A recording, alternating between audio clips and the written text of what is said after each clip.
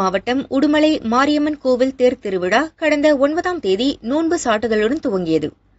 April 19ஆம் தேதி கொடியேற்றம் கோலாகலமாக நடைபெற்றது. விழாவையொட்டி தினமும் அம்மன் பல்வேறு வாகனங்களில் எழுந்தருளி அருள் பாலித்தார். அம்மன் திருக்கல்யாண உற்சவம் நேற்று மதியம் நடைபெற்றது. விழாவின் சிகர நிகழ்ச்சியாக அம்மன் தேரோட்டம் இன்று மாலை 4 மணிக்கு துவங்கியது.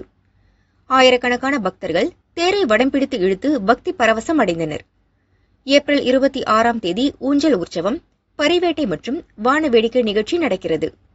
ஏப்ரல் 27ஆம் தேதி இரவு 7 மணிக்கு பூப்பல்லக்கு நடக்கிறது.